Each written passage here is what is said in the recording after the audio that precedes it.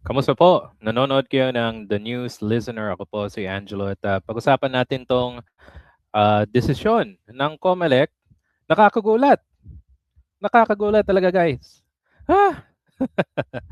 So ayon sa COMELEC, ah, si Marcoleta ay walang kasalanan doon sa election offense na kanyang ginawa. Ayon mismo sa COMELEC, yung departamento na tumitingin ay yung political and nakalimutan ko yung isa eh. So anyway, papakita ko sa inyo guys yung balita na grabe, no?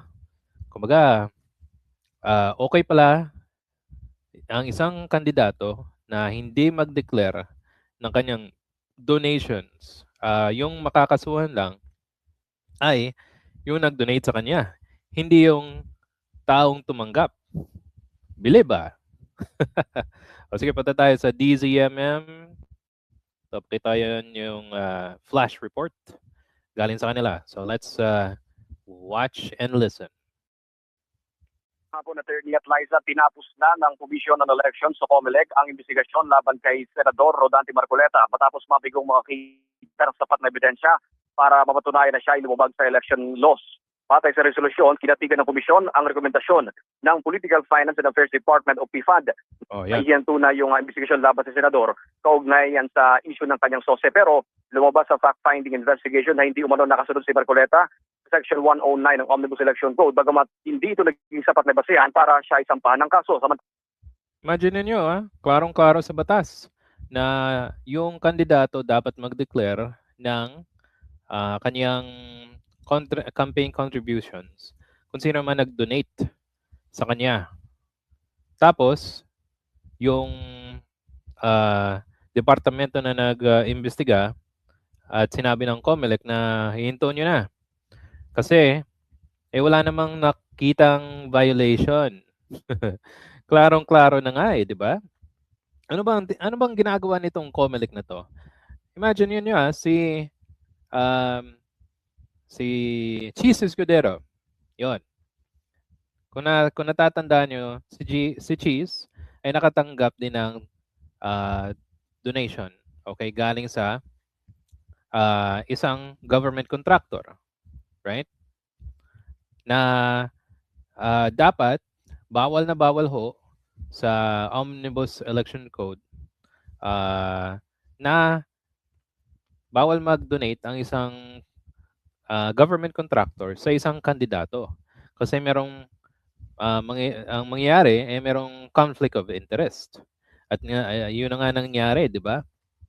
Tapos nung dinesisyon na ng COMELEC ay wala silang nakikitang violations. Yung may problema daw yung nag-donate. Lintik yan, no? So imagine niyo, di ba? Kung iisipin nyo, ang taong dapat na magsabi ng contributions ay dapat nakalagay doon sa campaign donors, yung listahan at amount. Tapos, dapat i-declare, okay? At nasa batas ng COMELEC yan. Tapos sasabihin nila, hindi naman siya nag-violate eh. Diba? Sino niloloko ng COMELEC na ito? Klaro na nga eh. Diba?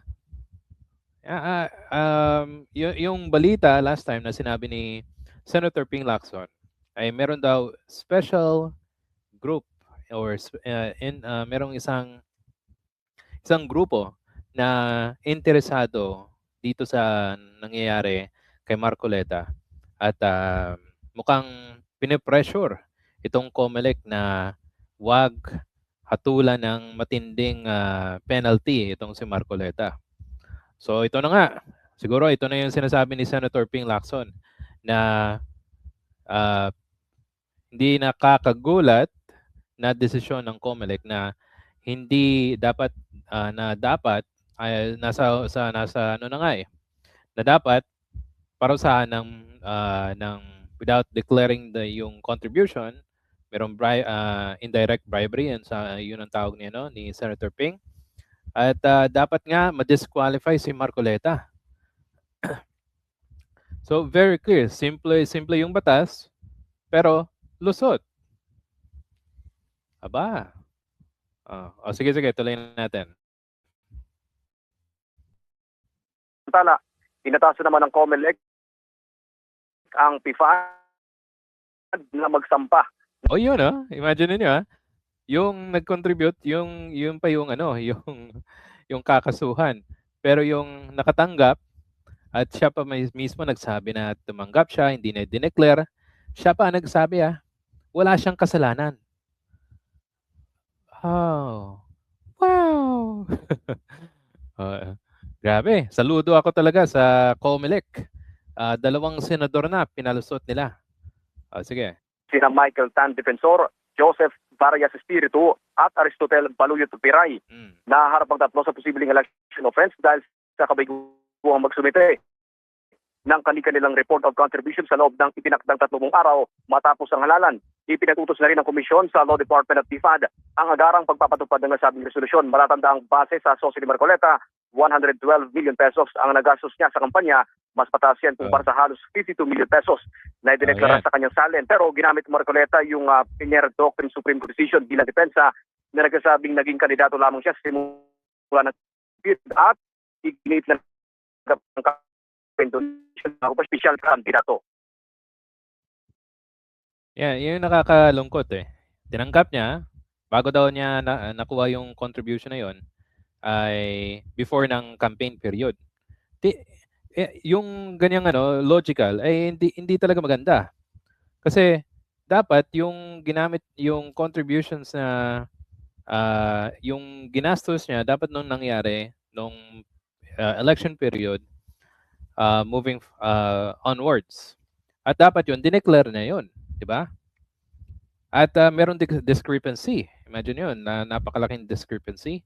Tapos ganito ang desisyon ng COMELEC and Bank.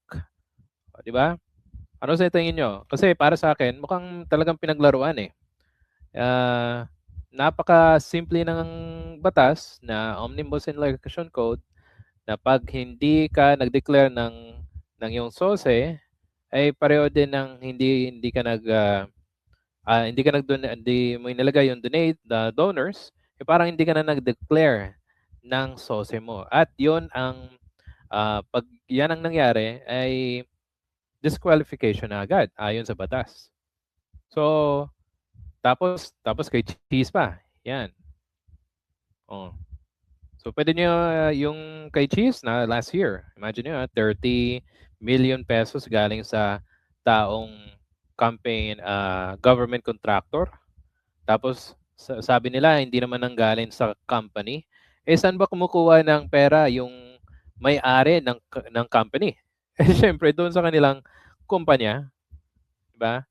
So, sana si Bongbong Marcos, sana may gawin kayo dito kasi parang pinaglalaruan yung batas. Klarong-klaro, simple-simple. Tapos walang kasalanan. Okay.